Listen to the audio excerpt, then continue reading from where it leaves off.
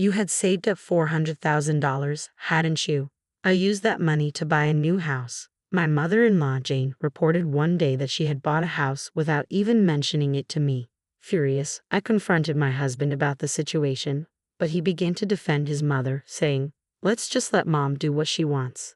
Let's give up on the $400,000. I couldn't let such an act go unpunished and vowed to seek revenge on both of them. My name is Rose. I married Tom 5 years ago, and we both worked at the same food manufacturing company. Our demanding jobs made it hard to spend much time together, but we understood each other and lived peacefully as husband and wife. However, my relationship with my mother-in-law, Jane, was strained from the start. When I first met Tom's family to announce our marriage, Jane had said, "You're planning to quit your job and support Tom after marrying him, aren't you?" "No," I replied. "I intend to continue working after our marriage. Tom and I have discussed this, and he agrees with my decision to keep working." "Isn't it normal for a bride to quit her job and support her husband at home after getting married?" Jane continued. "When I married my late husband, I quit my job and spent my life as a housewife. I found the notion that a wife should quit her job outdated but couldn't express this to Jane. I could only respond with a tight-lipped smile. Is Tom really okay with you continuing to work? When he comes home tired from work and you're not there, it will increase his burden." "That's only your opinion, Mom," Tom said. "I'm fine with it. Please let Rose do as she pleases." Thanks to Tom stepping in and stopping his mother, we weren't subjected to any more snide remarks and left his parents' house without further incident. I thanked Tom for standing up for me. If you hadn't intervened, I might have faced more unpleasant comments. "My dad passed away, and since then, my mom has been raising me on her own," Tom said. "She probably just worries. Don't think too much about it." I felt fortunate to be married to such a thoughtful person.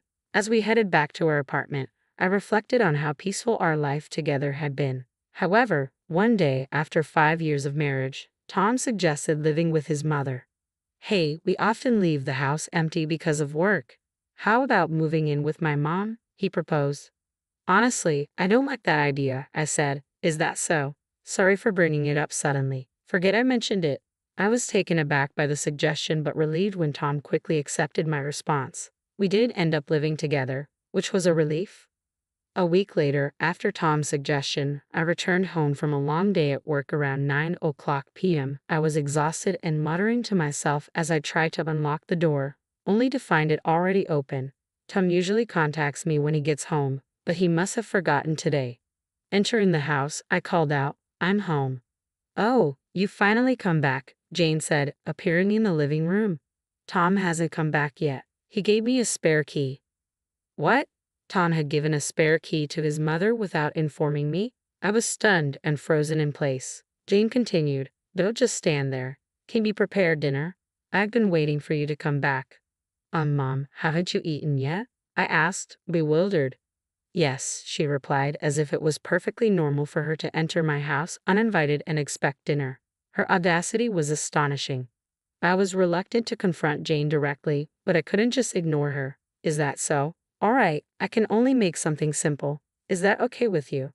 I said, noticing some ingredients were missing. It felt like the fridge was more empty than it had been when I checked yesterday. "Something easy is fine. Please hurry up. I'm hungry." "Please wait a moment. I'll prepare it right away," I responded, trying to accommodate her request. I quickly prepared a meal and served it to Jane. "Thank you. I'll eat now," she said. After taking a sip of the miso soup I made, Jane remarked, "What is this? It doesn't taste good." I was taken aback. Did she really just say my miso soup wasn't good? "It doesn't taste good. Didn't you hear me?" Jane's criticism was unmistakable. "It seems you can only make such meals because you're always busy with work," Jane continued. "You should quit your job and focus on the household." "But Tom says he likes the meals I cook," I countered. "That must be flattery. Can't you even understand that?" she snapped. It was clear she disapproved of my working after marriage. For the next hour, Jane continued to make snide remarks. "I'll be visiting often from now on, so make sure you take care of the house properly," she said before leaving in a seemingly good mood after airing her grievances.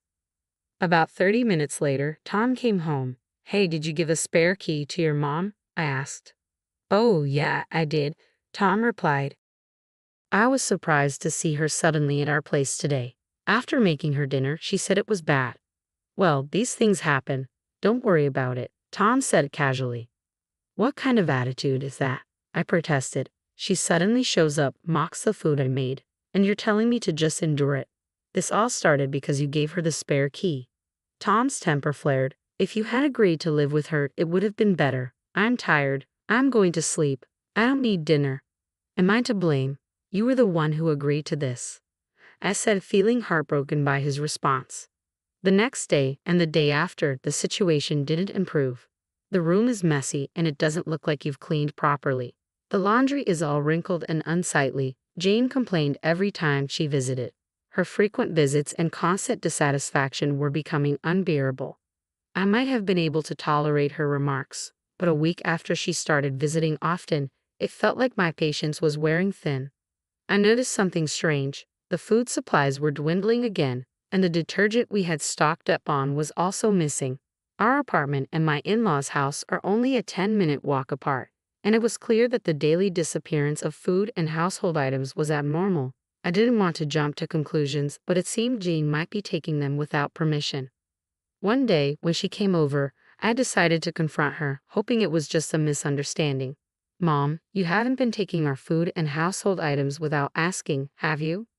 Jane admitted it without hesitation. Oh, you found out, have you? It's not a problem for me to take things from my son's house. You're not home because of work, and it would be a waste if the food went bad.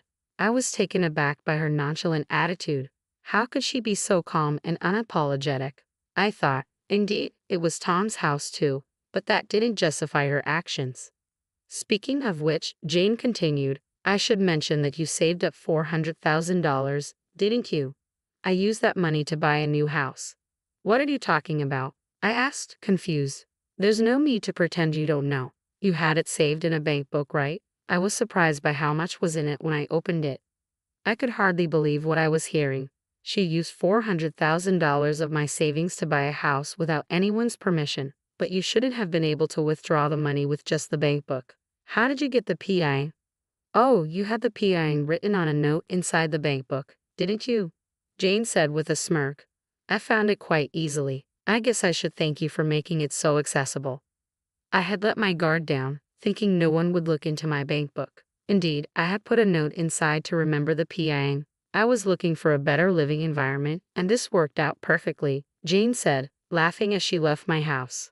Her actions were unforgivable. Using someone else's money without permission was beyond reprehensible. I told Tom about how his mother used my money to buy a house, but his response was infuriating. He acted as if it were none of his concern and said, let Mom do what she wants. Just forget about the $400,000. His dismissive attitude was the last straw. My patience with both him and Jane had worn thin, and I couldn't tolerate any more of their behavior. I decided it was time for some revenge. The next day, I invited Jane over to our house under the pretense of discussing the situation. Before she arrived, I discreetly activated the voice recorder on my mobile phone to gather evidence. Yesterday, you mentioned using $400,000 from my bank book without permission to buy a new house. Is that true? I asked her. Yes, it's true, Jane confirmed. I've already paid the down payment and construction has started. With the bank book, it's as good as bought. But just having the bank book doesn't mean anything, I pressed. How did you plan to withdraw the money? Jane smiled sweetly and said, I have the seal, don't I? So you took the seal without permission as well? I asked. Mom, that would be considered theft. Say whatever you want, Jane retorted. I never imagined someone who barely does any housework had saved up so much. At least it's somewhat useful. Fine, you can have the bank book, I said, trying to keep my composure. Thank you for coming today. I wanted to confront Jane in anger and reclaim the bank book and seal, but I restrained myself. I had secured evidence of Jane's theft and let her leave. Enjoy it while it lasts, Jane, I thought. The following day, I called Jane again to retrieve what was stolen. Mom, I don't mind giving you the bank book, but it seems personal identification is needed to withdraw the money. I'll go to the bank to withdraw it, so could you please bring the bank book and seal? All right, Jane agreed. I'll bring them over. I hung up the phone, feeling a mix of relief and anticipation. I had no intention of withdrawing the $400,000. In this day and age, You can't access such a large amount of money without proper identification. Jane's naivety was astonishing. She seemed completely oblivious to the gravity of her actions, blinded by the lure of easy money. After retrieving the bank book and seal from Jane, I went straight to the police station. I need to report a crime, I said. Jane took my bank book and seal without permission and intends to use them to buy a new house. So, you're not the one making the purchase? The officer asked. No, it wasn't me. My bank book and seal were stolen. I'd like to file a report. The police took my statement seriously and accepted the report. That evening, when Tom came home, I informed him about the police report. I went to the police because your mother stole my bank book and seal. She might get arrested soon, I said. What? Why would my mom get arrested? Tom asked, sounding shocked. Because what she did is a serious crime. Just because you say, let mom do what she wants doesn't mean I have to tolerate her stealing from me, I replied. You didn't have to involve the police, Tom said defensively.